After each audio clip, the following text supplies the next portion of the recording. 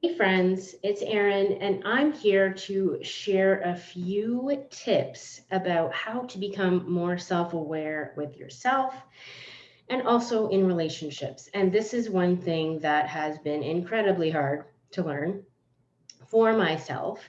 So I've been really taking the time to embody some of the things that, I've had to learn and have put them into use in my own life. And I'm sharing these with you because they work.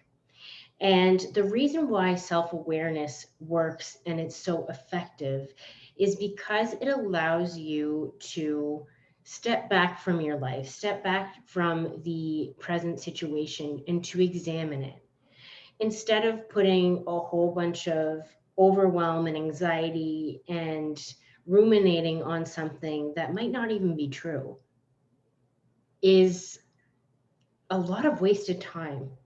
So I've really taken the time to become more aware, not only with myself, but in my relationships, so that I'm able to make better decisions and to be able to trust myself, which is the biggest outcome of this.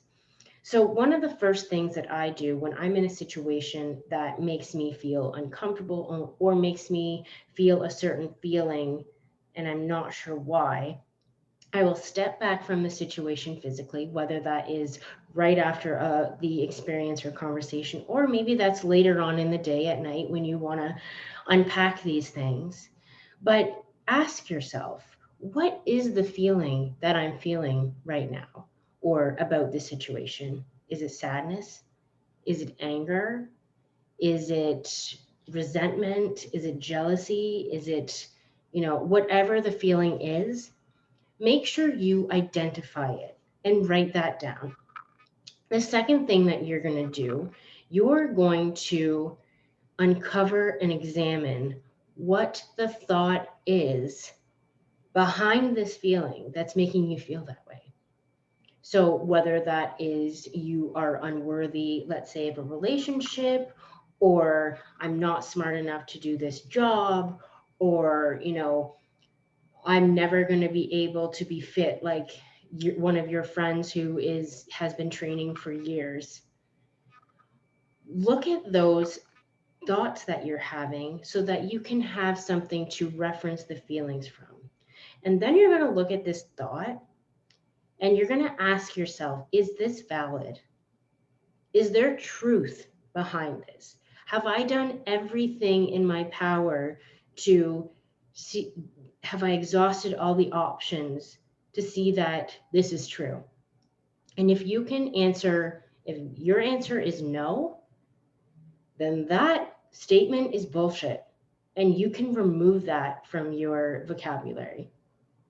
And so, what you're going to do is you're then going to flip that statement into something positive. So basically, you're going to say to yourself, well, thank you. Thank you, body and mind, for telling me and protecting me from this certain, let's say, relationship that I'm feeling anxious over. But I'm going to do a little bit more exploring.